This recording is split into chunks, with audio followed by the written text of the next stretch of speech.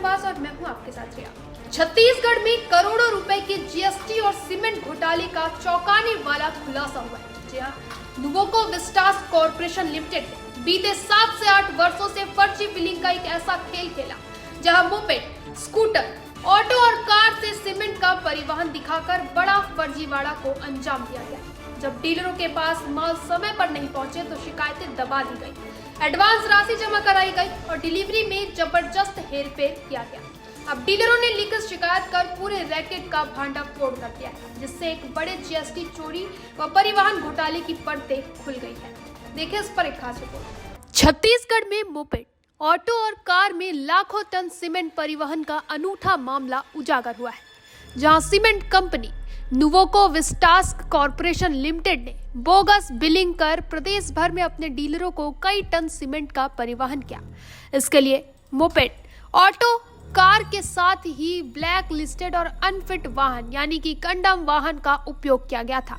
साथ ही दस्तावेजों में बाकायदा इसका उल्लेख भी किया गया। डीलरों के पास सीमेंट की डिलीवरी समय पर नहीं करने पर कई बार कंपनी में शिकायत की गई, लेकिन हर बार उन्होंने सिर्फ आश्वासन ही दिया। इसके चलते अनुबंध की अवधि समाप्त होने के बाद डीलरों ने दोबारा ऑर्डर नहीं दिया, साथ ही एडवांस में जमा की गई सीमेंट की रकम लौटाने को कहा। इस दौरान गोलमोल जवाब देने पर डीलरों को संदेह हुआ। इसके संबंध में जानकारी जुटाने पर पता चला कि यह खेल गुजरात की सीमेंट कंपनी द्वारा पिछले 7 से 8 सालों से किया जा रहा था। फर्जीवाड़ा करने के लिए रायपुर के मैग्नेटो मॉल में कंपनी का दफ्तर खोला गया। वहीं अपने सीमेंट का प्रचार प्रसार करने के लिए एजेंटों के माध्यम से दुकानदारों से संपर्क किया जाता था।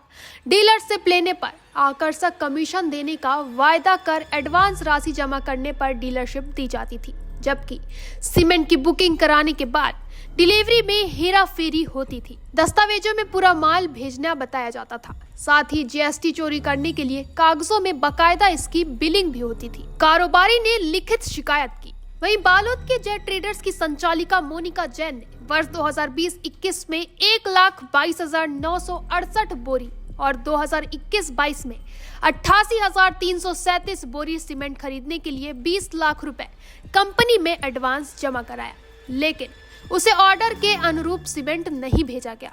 फरवरी 2022 में एग्रीमेंट की अवधि समाप्त होने के बाद भी फर्म को 7,820 बोरा सीमेंट नहीं भेजा गया। उल्टे एडवांस भुगतान की राशि को समायोजित कर लिया। इसके संबंध में पूछताछ करने पर कंपनी के अधिकारियों ने सीमेंट के बैग की डिलीवरी करना बताया। वहीं इस संबंध में अमित जैन ने क्या कुछ कहा, आइए जानते हैं। मेरा नाम अधिवक्ता संकेत बागानी है, मैं राजन मॉल से हूँ और ये मेरे क्लाइंट है अमित जैन और इनकी वाइफ के नाम पे एक फर्म है जय ट्रेडर्स बालोद में, जो जय ट्रेडर्स जो बालोद में जो नुवोको विस्टास कंपनी का डीलरशिप लिए थे। जो वहाँ पर ना उनके द्वारा क्या कि नुवोको विस्टास के द्वारा 7820 बैग का बिल भेजा गया, जो माल कभी नहीं आया। फिर जब हमने उनसे माल का डिलीवरी पर्ची और बिल मांगा वापस में, जब उन्होंने बिल और डिलीवरी पर्ची भेजा तो उसमें ना गाड़ी नंबर अलग अलग था। डिलीवरी पर्ची में अलग गाड़ी नंबर दिया गया था और माल का जो बिल था उसमें अलग गाड़ी नंबर दिया गया था। फिर जिसकी जांच के लिए हमने ना एफआईआर दर्ज कराने गया। एफआईआर दर्ज नहीं हुई तो फिर परिवार पेश करके बालोद न्यायालय में, उसके बाद हमारा एफआईआर दर्ज हुई है बालोद थाना में।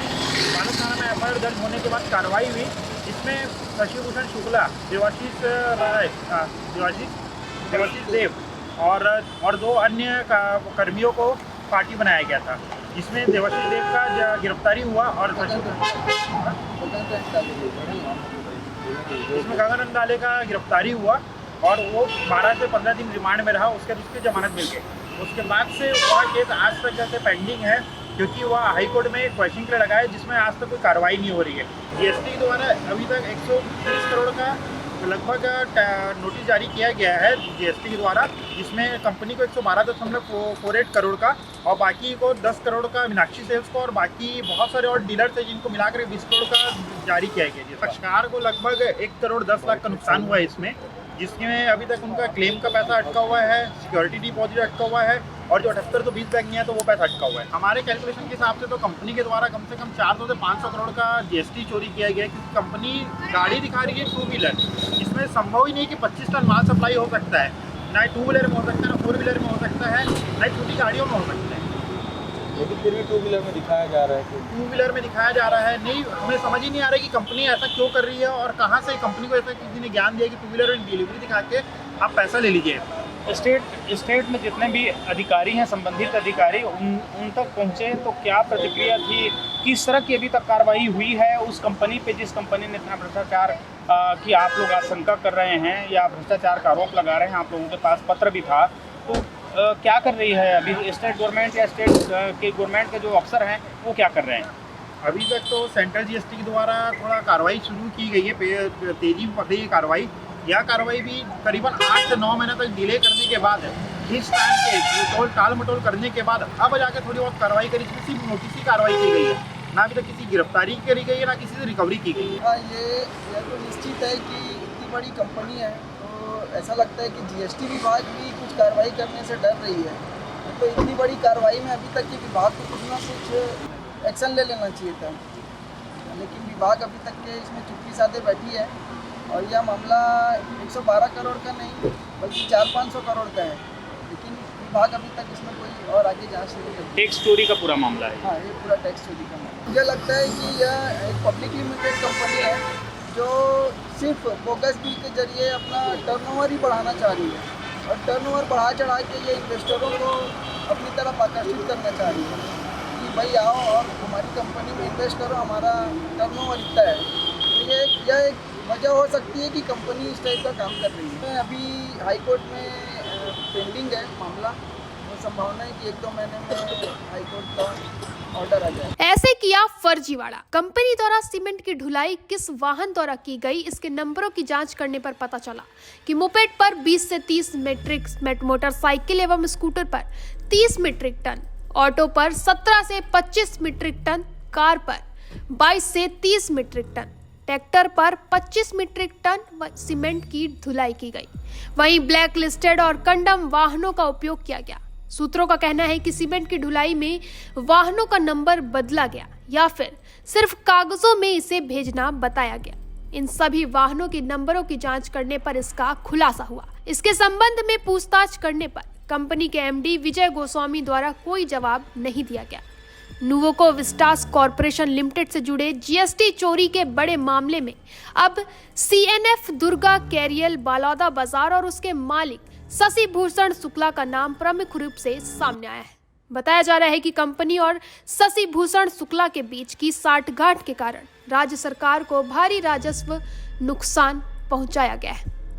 शशि भूषण शुक्ला का विवादों से पुराना नाता रहा है। बालोद थाने में उनके खिलाफ पहले से ही सीमेंट चोरी और जालसाजी के मामलों में एफआईआर दर्ज की गई है, जो आईपीसी की धारा 406, 408, 420, 468, 471 के तहत दर्ज की गई थी। जांच के दौरान एक ही दस्तावेज की ओरिजिनल और फोटोकॉपी में भिन्नता पाई गई। साथ ही हस्तलिपि विशेषज्ञ यानी कि क्यूडी शाखा द्वारा कराई गई जांच में करीब 68 हस्ताक्षर फर्जी पाए गए। कंपनी की भूमिका पर सवाल।